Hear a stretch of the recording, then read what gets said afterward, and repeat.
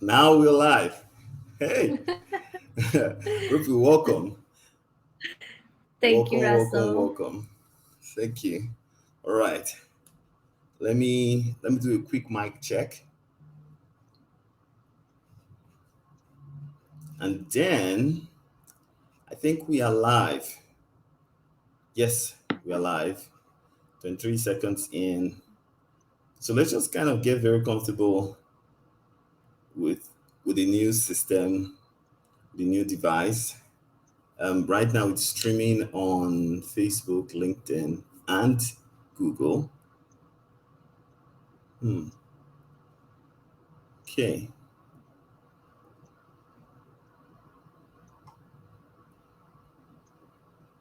All right. So I think we're live. So thank you very much, Rupi. Welcome, welcome, welcome. Let me just make sure everybody is aware that we are live.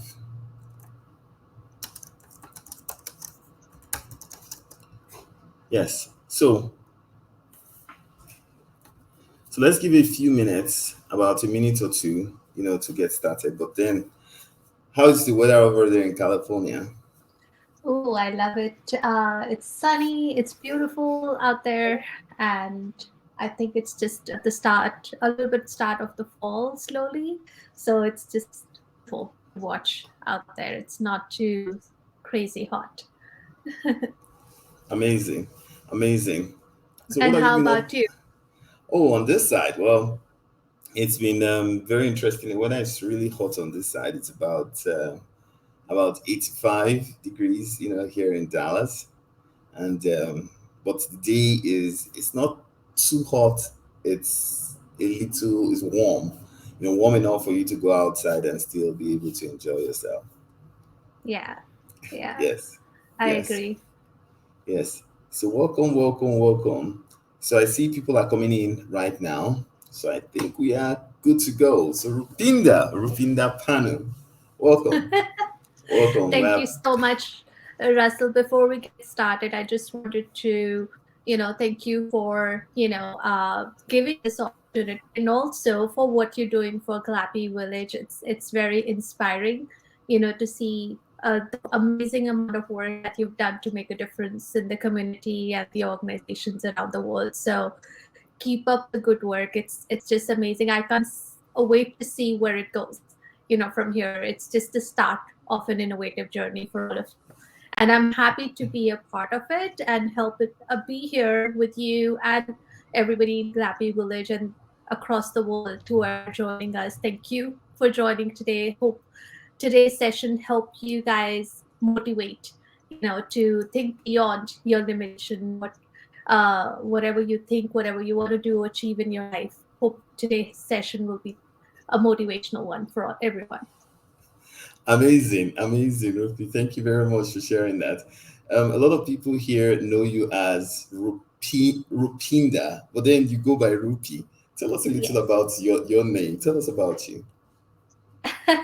So I feel Rupinder is usually very formal, but people who really love me and who are close to me, they actually call me Rupi, and I find it very personal. Rupinder in general means beauty, but Rupi is just a little bit more personal to me, so that's why I usually prefer people to call me Rupi.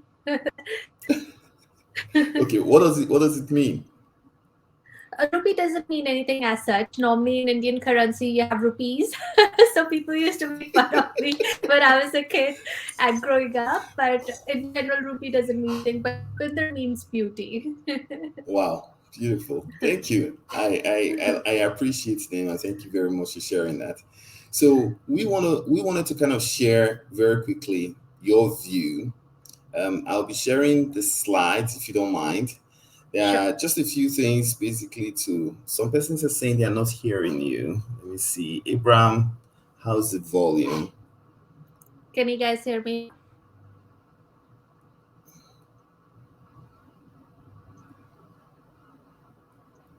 Can everybody hear me now? I don't know. Nobody's dropping a chat. Can anybody drop a chat, please? Just to be sure you can hear us.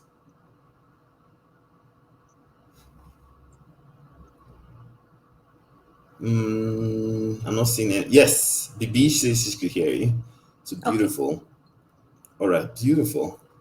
Okay, so ladies and gentlemen, welcome. For those of you who just joined, welcome. You are actually interfacing with Rupinder Pannu. She is an enterprise coach and she just shared her name with us. Her name means beautiful. And then, of course, Rupi is the short form of her name. And she's here. She's here basically to share her journey with us. She's an enterprise coach and I'm super excited. I've been waiting for this session myself so I could learn so much. And I'm really interested in delving in today's session. The way we anticipate going over this is we really wanted to look at Rupinda's career transformation journey, her achievements, a little about her hobbies, her education, and also her goals, basically, in life, where she wants to go from here. And she would also be kind enough to share with us some of her journey, some of the challenges that she faced, journeying to becoming an agile coach. So, Rupinda, where would you like to start as it relates to I this? Yeah, absolutely. I think first it's very important for everybody to get to know me. So, as we're talking about my journey of career transformation, so a little bit about me. I've been in working in different diverse industries and diverse field for more than 18 years, and I had the honors to work within the airline industries, retail, banking, financial, and then also now I'm working with the consulting firm Infosys, and I got married to my best friend in 2012. Well, we never met before marriage. It was more we met through a matrimonial website, but that's another different side of the amazing story. But we were always known for years, the best couple within our family itself, because we had a very clear, strong bonding and relationship. So he's always been through with me thick and thin. So that's why I still call him my best friend. I guess like everybody else, every couple goes through challenges, and COVID was one part of that in our life, but it helped us grow as partners. And then I have two beautiful daughters, Aveline and Rohani, who are my core inspiration as a mother, and as a woman, leader who's trying to grow herself in the industry as well. Anytime I have any challenges, I always take a moment to step back, think about these two little girls, and always tell myself that when they grow up, they have challenges in life. What kind of inspirational message would I like to give them? So I will always keep that as a self reflection for myself anytime I have any setback in my life. So these three people in my life are my inspiration day in and out. My and another talking about my hobby. One of my primary hobby is also interior designing. I love wall art. What you see on the right, this is a washi tape art that I did in one of my walls in my house. I love painting. Anytime I get a moment to, it helps me relieve stress and also, take my creativity out. So, and then so that's who I am as an individual. Beautiful. Thank you. Thank you very much for sharing. So, tell us about your journey into Agile. Give us that backstory, that exciting part of, you know, how you started your journey. Yeah. So my first job was actually with Jet Airways, and I'm sure some of my friends from Jet Airways are here too, maybe watching live, because I saw some of them, saying that they're going to come in for the event. So it was amazing to see. After I worked with them for almost 5 to 6 years, I started my career as an air hostess. That was my first job, and one thing I learned, when I was a kid, I was always a very introvert and shy kid who always had stage fear. But Jeremy's was one job, because of the the service industry that we were in. It helped me actually take out my inner talent as a leader and as a mentor. It helped me push myself beyond my limit and become 360 degree totally different person of myself, because I was the face and ambassador of my company, serving so many clients on the flight.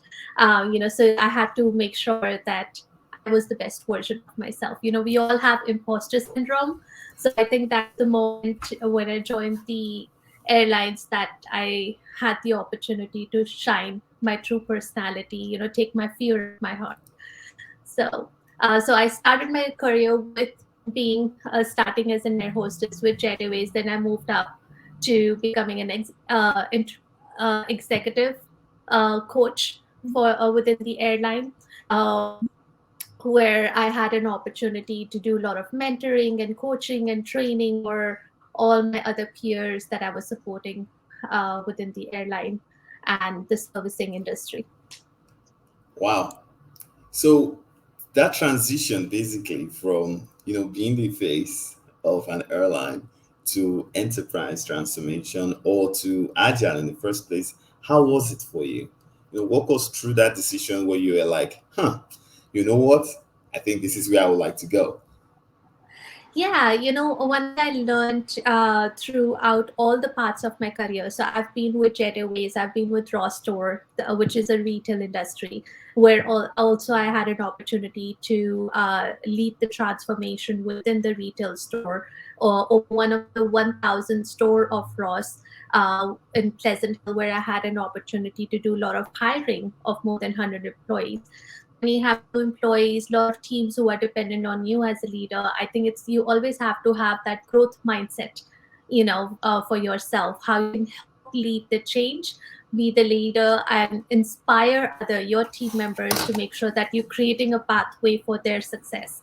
So just that journey of, of course, it's never a fairy tale story for any one of us as we are in a day in and out of our careers. There's always a lot of challenges we face.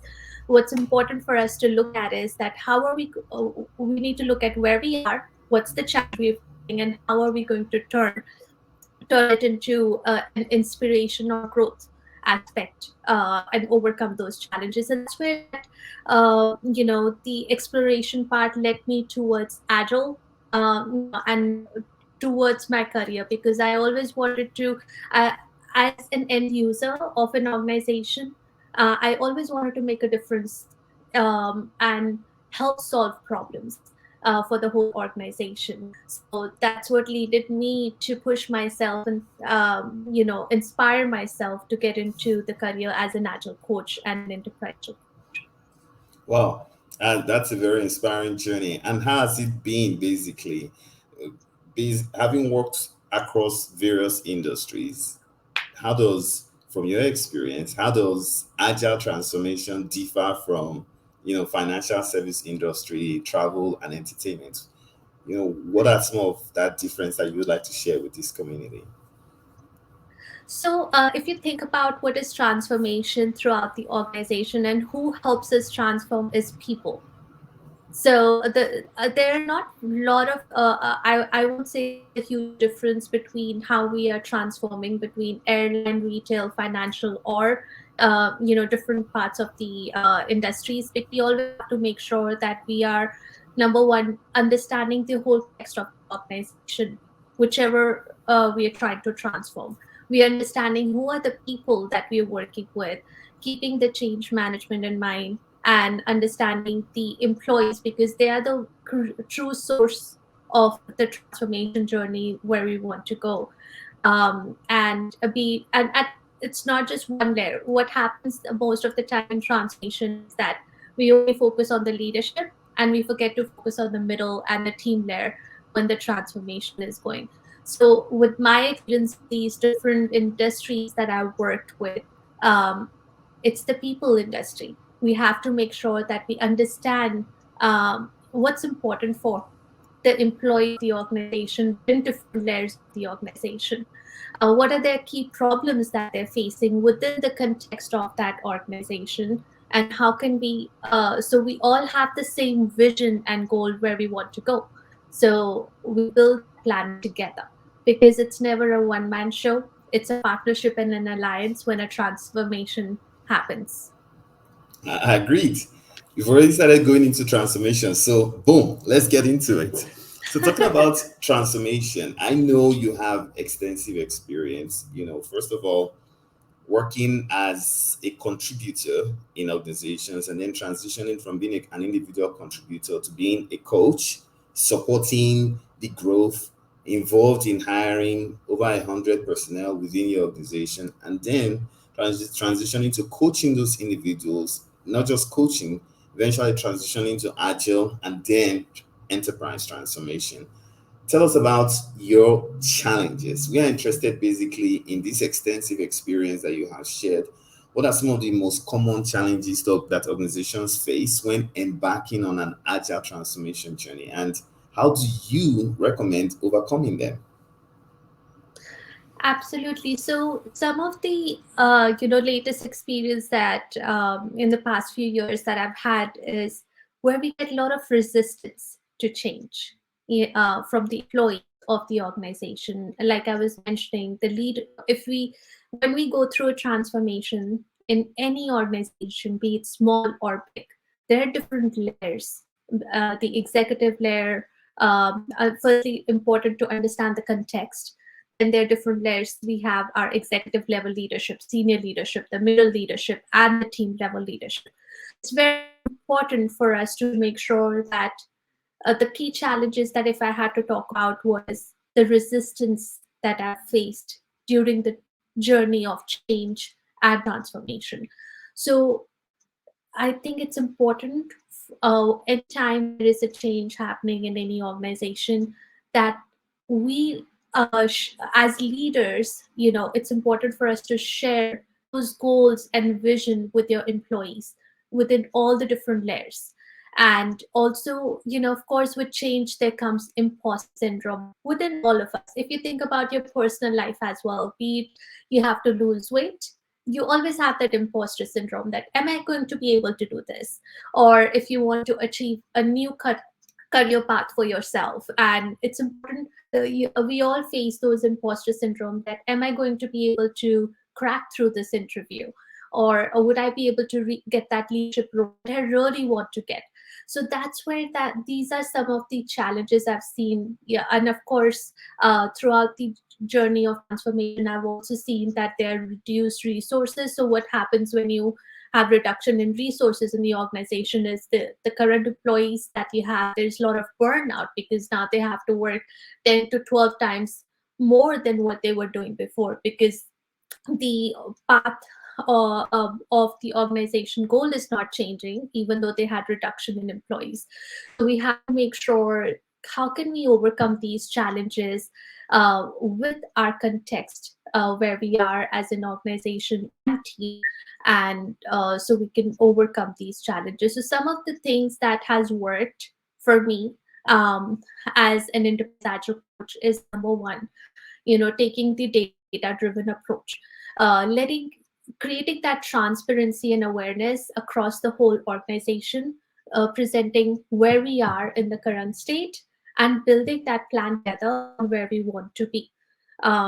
Because again, like I mentioned, it's never a one-man show, it's a teamwork. So having that clear vision together as one team is very important, because it helps your journey even much more easier. And creating, we talk about creating awareness within the organization, which helps create understand pain points that we are facing, and help create awareness on where do we want to go, why do we want to solve these pain points as an organization, and then it helps create the desire to move towards the change. It helps as an enterprise approach. It helped it's one of our key responsibilities, also making sure enabling sharing the knowledge that okay, now we have these problems that we are facing, and we're going to go through the path of transformation, and making sure that we're giving all the tools and resources to employees so they can be enabled and be successful on the journey of the future state of the organization.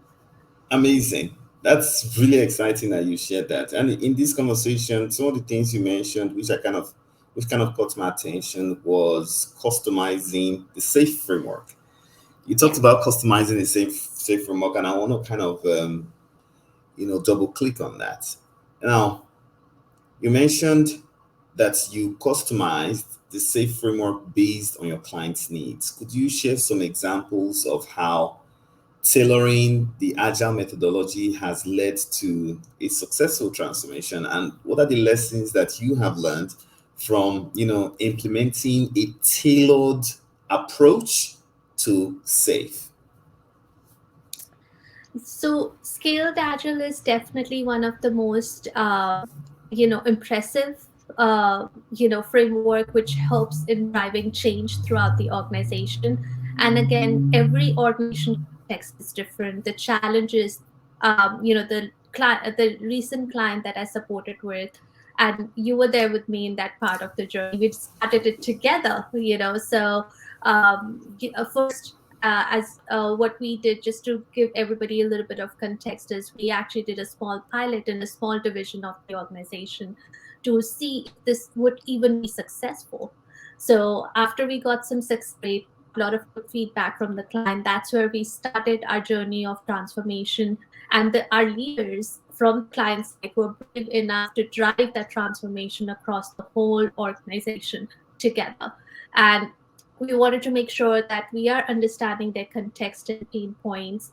And that's where we took an opportunity to take a little bit innovative approach, where we customized our scale agile framework based on the client's context. I'm not going to get too much into detail, but again, talking about some of the challenges that we faced was, number one, we need to make sure getting all the leaders across all the different division of the organization involved early on, getting our middle leadership as well involved throughout the process, because again, we need our change champions. As agile transformation team, you cannot do it alone. You need your change champions from your organization to do this together. So think about your hand. When you have this is when you want to make a fist, if one finger is not there with you, it's not a fist. The same way is the journey of transformation. We want to make sure change starts with people. Change starts with every layer of the organization, because it's the people who are doing actual job on the ground. It's important.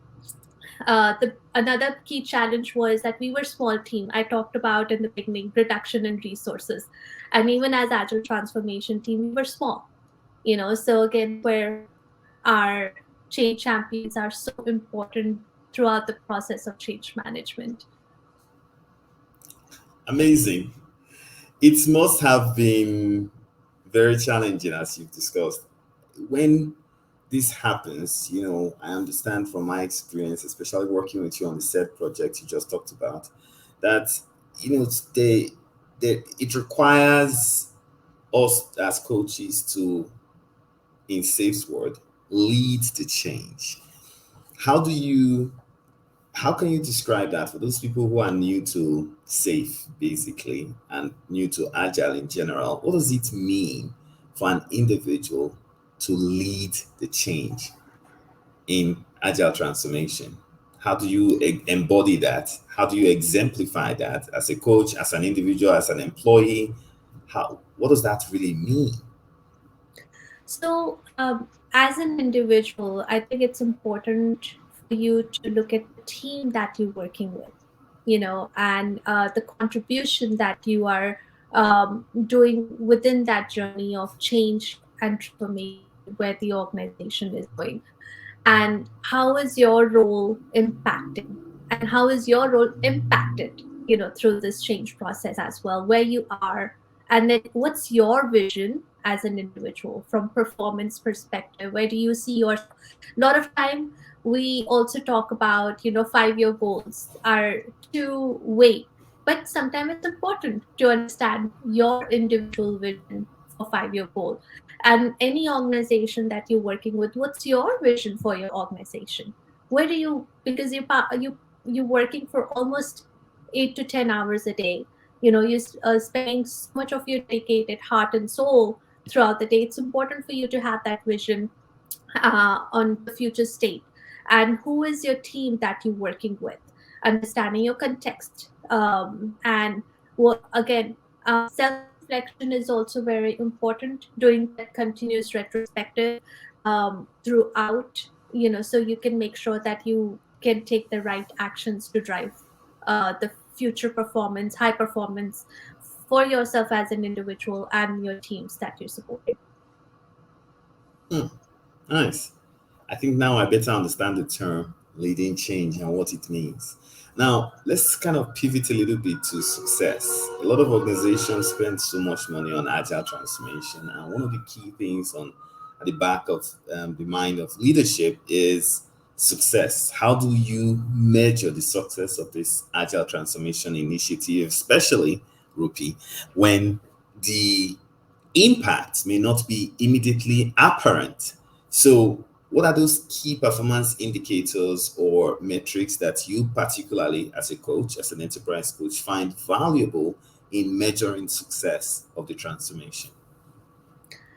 I think it's the heart and soul of the employees who are helping lead the transformation. How are they feeling throughout the journey of the transformation? And again, when we take the data driven approach from the beginning itself, because as I talked about, creating awareness when the transformation journey is starting, through data driven approach, showing to the employees, showing the leaders where we are. And then as we start the journey, doing that early survey with the employees on their health check, on how are they feeling, and creating the clear vision, and throughout the transformation itself, making sure when the teams, so we follow an ACAR yeah, methodology or framework, whatever we want to call it, which is called for awareness, creating a desire between the whole team, offering them the knowledge that they need to drive transformation, and creating the ability within the employees of the organization to drive transformation or change within their team and themselves, and reinforcing. So there are certain survey points that you can do in the beginning of the transformation on how the employees are feeling, and in the middle of the transformation to see, are we moving on the right track from the transformation journey perspective? Are the teams feeling confident in their new role? If there has been change in their role. So of course, if you think about the traditional methodology in project management, and where you have BAs, business analyst, or you have project manager, and now as we start the journey of transformation, they might change their role into maybe a product manager, or maybe um, a release train engineer, whatever it is, whatever their future one is. It's important to understand and do their health check throughout the journey. So, what is their confidence level? What are the data points that are showing from performance perspective? Are we moving on the right track when it comes to releasing our products on time? Are we getting better with our built-in quality products for the end customer? How is our technical depth doing? Are we improving? So I think it's where we are and how are we performing in the middle of the transformation and in throughout the journey is important. By taking, the understanding the delivery of the product and the delivery team as well, ins and out, the challenges and the health check. Mm, beautiful. A people centered approach. I love it. Now, talking about people, I know some of these people are heavily distributed. Some of them are in India, in the US, all over the world. From your experience as an enterprise coach, running heavily distributed teams can be logistically challenging. Now, what insights would you provide, to all of us listening on how we can effectively manage and coordinate these distributed teams to ensure that they are seamlessly delivering agile that we as coaches are being paid to do? How do you Yeah. manage a distributed team from your experience? How have you done it? Yeah. So I think again, recently, in the recent transformation we had around transformation across the whole organization, that for the client that we were supporting, which had around 17 agile release train, and these were all distributed release trains across different parts of the world. We had three different countries where the employees were: India, Canada, and United States. And it was the first time the organization was coming together and doing their P planning first time virtually. across the organization. So it was very important for us to have a strong partnership alignment across the organization, clear transparency on what is it that we want to build for this upcoming PI that we want to take, program increment. So now, just to give everyone who's on the call a little bit of context on what a PI, program increment, it's usually a 10 to 12 weeks of increment, where the business stakeholders will give us a goal from product standpoint on what do we want to build, what do we want to release within these 12 weeks to our end customer. And all the teams from across who are supporting the development of the product comes together to do the planning and make sure that they have a strong alignment and coordination. It helps you understand the PI planning event. It helps you understand early what are the different dependencies that you might have across different parts of the organization. So helps create that alignment. So when we did this PI planning across 17 different arts, we made sure that there was a strong alignment with our Agile release trains, our RTEs, our train engineer, and our solution train engineer, who was a senior leader of the organization, and making sure that they are enabled beforehand itself so they understand clearly about what is the expectation during PI planning event, and also making sure that from tools perspective, what is the tool that we're going to use during the event itself, and what are the different constraints and challenges we're going to face. So doing the preparation for PI planning early on itself really helps us understand, get that awareness of what basic challenges we can face during the virtual event of highly distributed agile release trains, so we can make sure we can take the right actions to overcome those challenges early on. Hmm. Wow, Did I exciting. miss did I miss anything, Russell? Because you were there with me. Because No, during no, no. I particularly like the way you kind of captured this, especially, let's narrow down that particular distribution. I mean, dealing with distributed teams to the PI planning.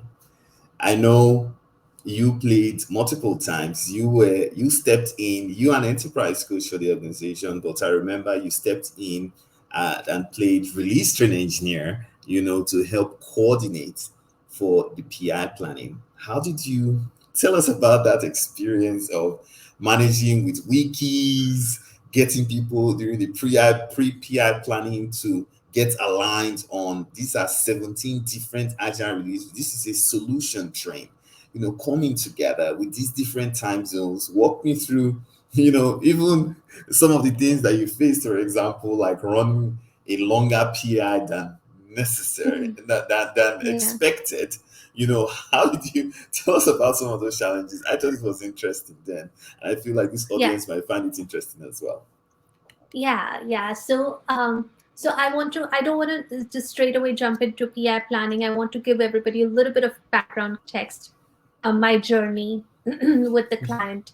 So I started as an agile coach for 5 different teams, and I was coming in as an agile coach, and we faced a lot of pain points from perspective of not understanding, what are the different products, what are the dependencies coming on our team. And then when I had an opportunity to step in as a release train engineer, I was like, aha, this is a moment for me to turn the pain points my team was facing when I was supporting them as an agile coach, to make sure that we're turning them into win.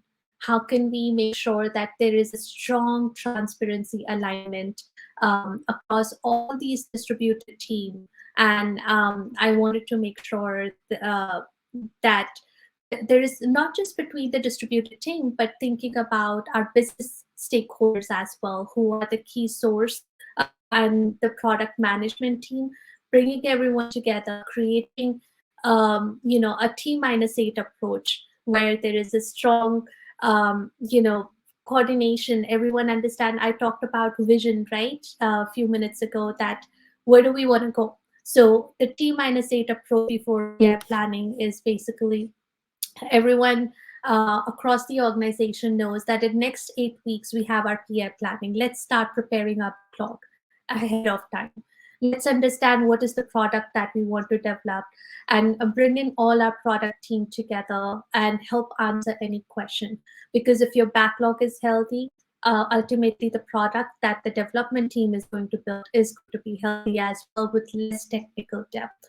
A lot of times, the biggest challenge that I've seen is people think that during PI planning, those 2 days or 4 days of event, they will get their dependencies submitted, they will understand the requirements of the product that we're developing. So basically, doing A to Z everything about getting their backlog requirement uh, built in. But it's important for us to prep work early, taking an organized way of working, um, and following the processes from perspective of creating a strong um, communication and coordination with the leadership team, with the key stakeholder on understanding the product and requirement, making sure the product management team and the product owners of the team layer has a strong alignment and partnership. Also bring your architect team early on in the process as well, taking shift left approach with our quality team and release team, so we can understand what are the challenges our architect team faces, what is our architectural enablers that we need to build early on itself. So one of the key things when we heading into PI planning is making sure from transparency perspective to understand what's the tool that we're going to use during PI planning that will help create that strong alignment and coordination. In our context, we used our Jira line and Wiki that helped us create a strong planning event. It also, because it was a heavily distributed 17 arc, we ensured that we created our PI planning event and coordination of what are the different goals for the day, when are we going to have different breakout sessions, what are the products that we're developing. So there is a clear vision and transparency being shared across, and coordination across the different teams as well.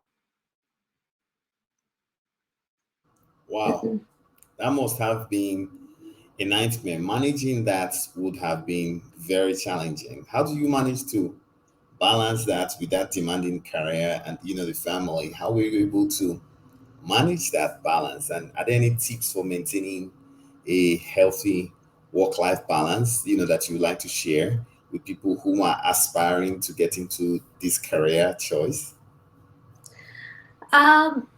Definitely not easy. We all sometimes get so ingrained into work, work, work all the time, especially for someone like me who's aspiring to be, I always have this hat of servant leadership.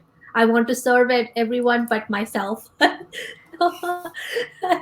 I actually had a moment for almost 2 years. I was nonstop into the phase of work, work, work, and I did not realize that how much my work-life balance was getting affected until recently. So I think it is very important for all of us to always take that moment of self-reflection. We all have different wheels of life, which includes your health, your family, and your finances, your individual family financial goals, and then also your career, and also your professional growth, where you want to go. So it's important for you to always take a moment to step back and do that self-reflection towards your wheel of life, to do that assessment to understand. You can do that assessment between scale of 1 to 5 or 1 to 10, whatever you want to do, to see 10 is where you're doing awesome in that aspect of your wheel of life, or and 1 is that we're doing horrible. So based on your vision where you want to go, let's talk about health as an example. Someone like me who wants to lose a weight, if I had to do my wheel of life, I'll put my health as, where am I right now, maybe a 7, where I want to be maybe a 9. and what's the difference between both, and how am I going to get from 7 to 9. And that's where you create that game plan for yourself as an individual. So having that self reflection and awareness on where you are in life helps you, continuously um, take the right actions as an individual, so you can create that healthy balance. Because it is very easy, and I can speak with my own personal experience, that it is very easy to get slipped, because someone who's so career oriented, or someone who is always wearing a hat of a servant leadership, who wants to serve others, between my community, across my community that I'm serving, it's very easy to just think about the people that I'm serving and not myself. So I'm happy that in my recent, very latest experience, I had an opportunity to take a step back and think what's important for me, so I can, take the right actions as I continue forward. Beautiful. Thank you for sharing that. So that's exciting to know. And then you must have gotten some sort of inspiration, in your life through this journey that has got you to keep grinding, with work, as well as be able to create that balance on the home front, on the family side. Are there any source of inspiration that you like to share, with this team, with these, folks listening, as to where you get that inspiration to be there on time, show up, grind like you do, and support the teams, as well as be a terrific mother at home? What's that inspiration? What is your inspiration? When as I mentioned, when I was a kid, I was very introvert. I always used to have this stage fear in me. And then when I started working with Jet, and then having the courage to move to a new country, United States, working with Ross, I started from bottom in one of my companies that I started. And I'm talking about starting from bottom. When I moved to this new country from India in 2009, I was told that none of my experience from Jet Airways is going to be considered. I have to start my career all over again.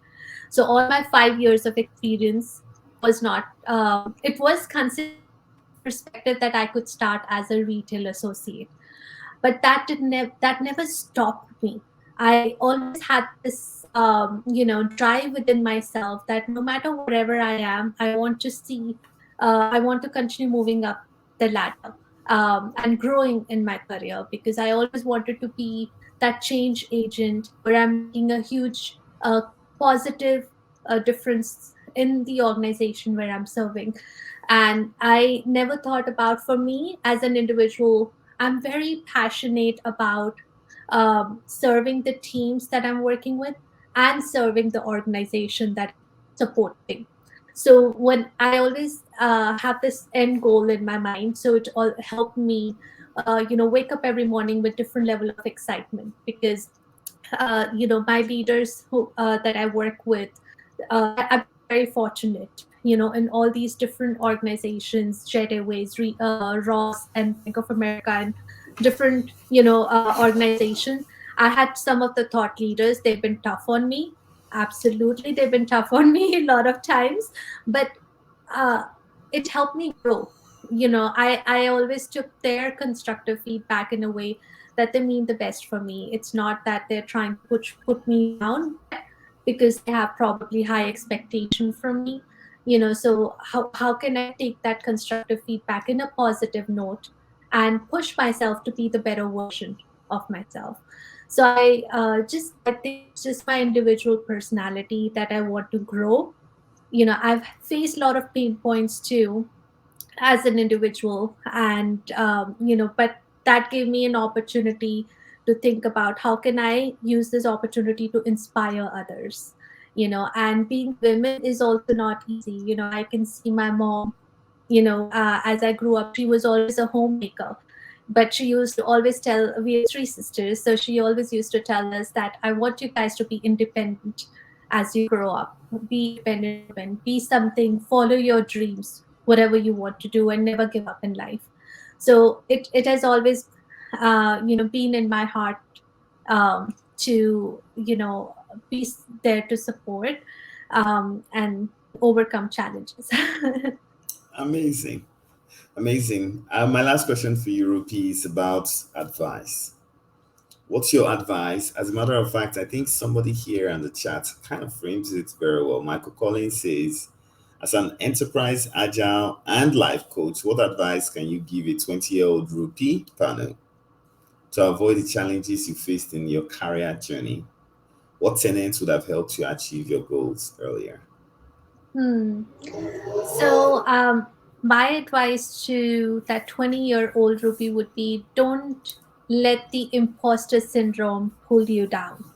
And a lot of times in life we always have this fear in our heart that, can you really do this?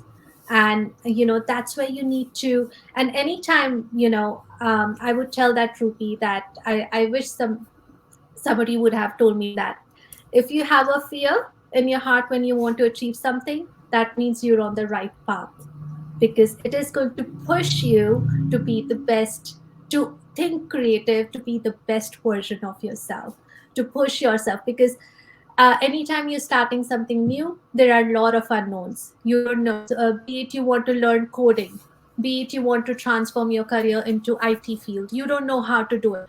But so there will be, in the beginning, there will always be anxiety. There will always be imposter syndrome. But that journey of being curious to learn is going to help you incrementally reach your goals where you want to be.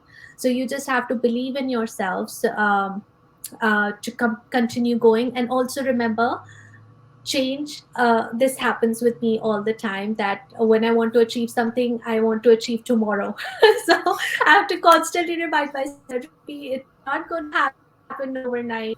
Take a step back. Let's be realistic. Build realistic goals and milestones for myself, so I don't get overwhelmed in the process and discouraged."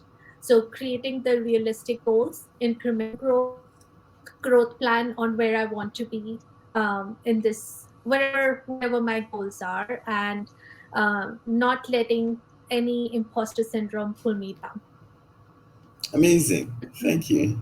So that's a great advice for yourself. But I also think, members here who are listening might also find that useful as well. The summary of it is, don't let any imposter syndrome hold you back from being what you want to be, from being who you want to be. Thank you very much for sharing that. And then um, my last question is around your view of where Agile is going. From your experience implementing Agile, the legacy and the future of Agile, where do you see Agile in the next 5 years, or 6 years, or 10 years? And most importantly, where do you see yourself? What role do you see yourself playing in helping organizations on their transformation journey? So I think it's a very big question. So, um, if you think about, the some people say agile is a mindset, some people say agile is not a mindset, so everyone has a different definition. So it totally depends on how we as an individual think about it.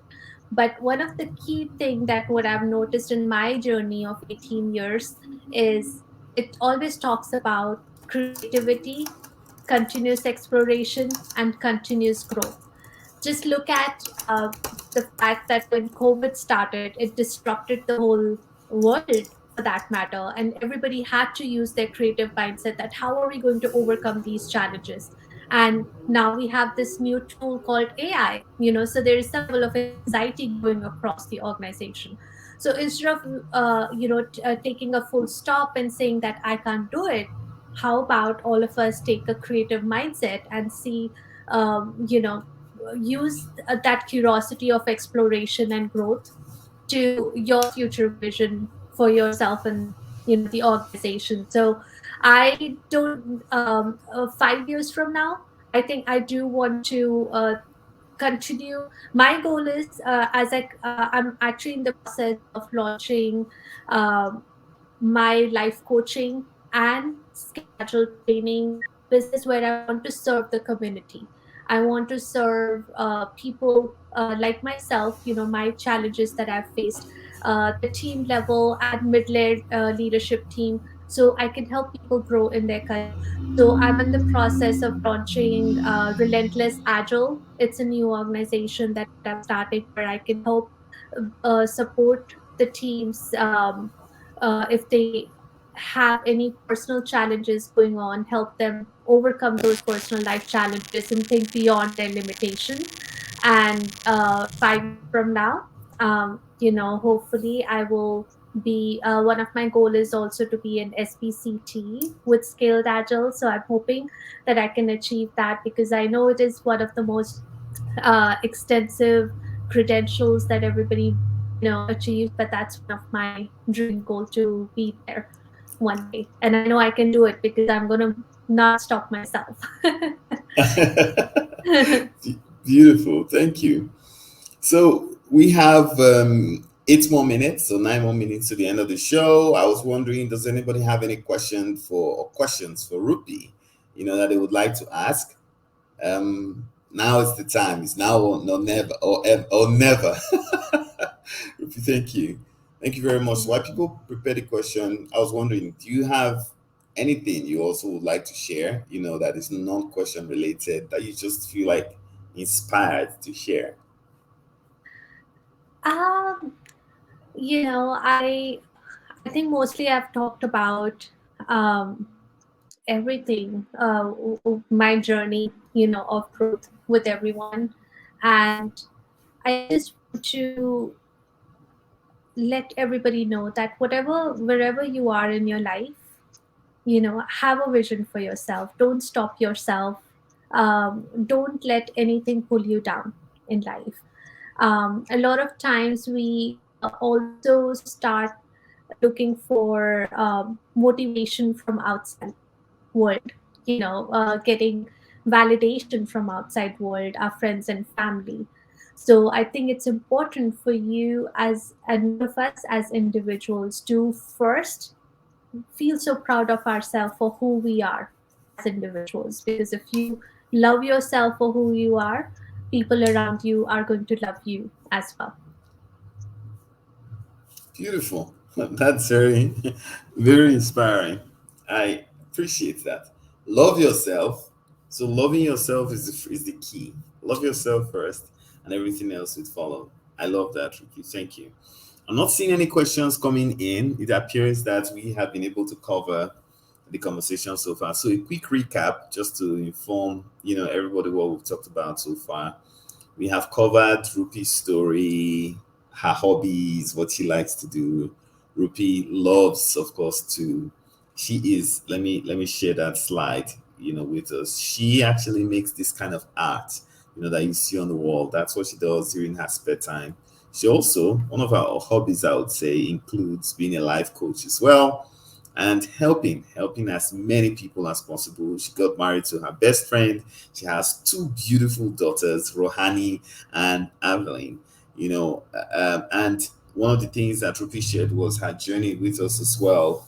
The 18 years journey from being with Jet Airways in 2004, through to working with Ross, then Bank of America, then Travis, and then, to Infosys. And now she's also looking at growing her business as a life coach, with Relentless Agile. I do encourage each and every one of you to check that out. She's currently working on through the website or developing a website, and we would like to see how that goes. And Rupi, we are all here, to support you. Each and every one of us would like to benefit from your story, through life. And then she talked about the key organizational challenges, that organizations face through their agile transformation, from reduced resources to resistance to change, the imposter syndrome, complex environment and unclear goals, as being some of the weight, as it were, the anchor that pulls and drags transformation from being very successful. And then she says, how do you overcome some of these challenges? He said, set clear vision, understand your organizational context. So if you are an enterprise coach, you start with understanding the organizational context of where the organization intends to take the transformation. And then you use that information basically to set clear goals for your team, the teams that you are supporting. That goal and that vision is the engine that helps with continuous learning, exploration, and growth mindset, which is essential for the team. The team needs that to keep going, because that's where you're going to be getting a good understanding of the challenges they are facing. They, through their retrospectives, you gather all of that information, survey, baseline. You get to understand some of those issues they are facing, and you use that to collate data that is necessary for you to be able to make decisions. Data is good. Like the book says, measure what matters. Rupi is suggesting that we need data. Through a data-driven approach, we can have clear transparency on where we are going, because we are using data as our guide. And then using that data, we can have strong partnership with the business as well as with the folks who are within delivery to actually drive the transformation forward, because now they see the data. Numbers don't lie. They would say, this is not the coach saying this is what the data is saying. And then that would galvanize the partnership and the alignment that is needed to drive the transformation forward. And when the transformation is moving, no matter how slow, Rupi is encouraging that we celebrate key milestones and achievements using change agents, within the organization. So celebrate, celebrate, celebrate. When people see that you are celebrating, then they will do more.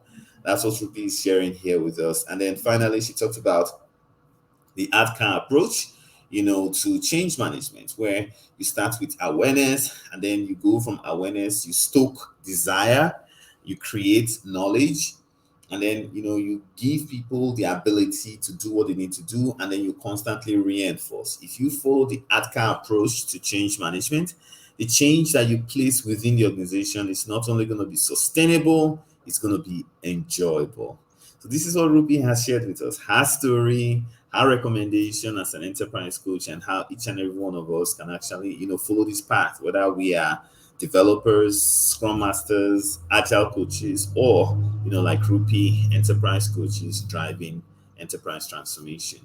I see one question here from David Usman. He said, Rupi, this is for you.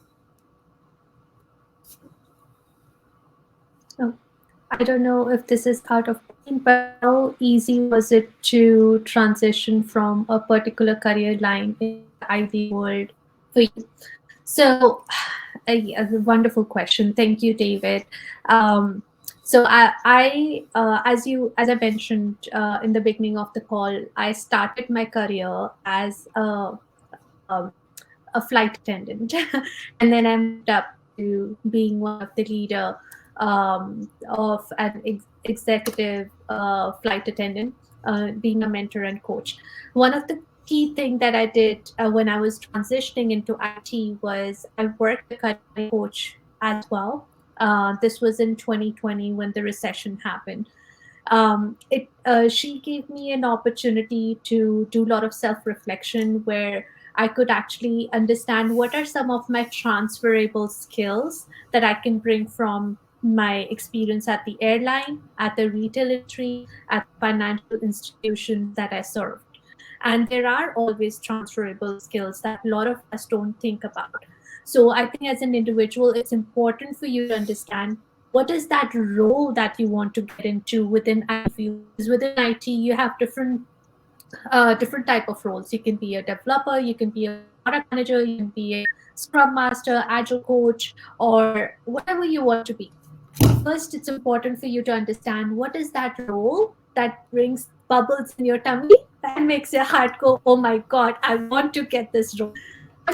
Once you understand your vision, read about the roles and responsibility of that individual role that you want to get your career transition into IT, and look at your past career and see what are those transferable skills that you can take into the IT field with you. And then if you need more help, Russell is here, I'm here. We will be more than happy to help you with that transition across as well, because that's for him and myself, that's our mission now as we have gone through our journey ourselves. Amazing. Thank you. Thank you very much. Beautiful question, David. Samuel says, wow, this is so informational and inspirational too. Thank you very much for your time, Rupi. Um, You're thank you, welcome. Rupi. And then to team, each and every one of you, you are welcome to the next week edition. Rupi, an enterprise coach, just shared her story with us. Next week, we're going to be meeting with Anurag. Anurag is a senior data architect. He's joining us on Wednesday next week. The same time, he's going to be sharing his journey, especially how he's helping organizations with their data architectural challenges. And you all are welcome. Same time, log in, and then let's go through, data analytics. Every week we try to share something with professionals like Rupi, telling their story and strengthening the very fabric of information technology. Again, it's always a pleasure having you here at the Glappy Village. I'm looking forward to seeing you next week. Rupi, thank you very much for having us. Thank you, Russell. Appreciate it. All Thank right, you. team. Bye bye. Bye, everyone. Bye bye.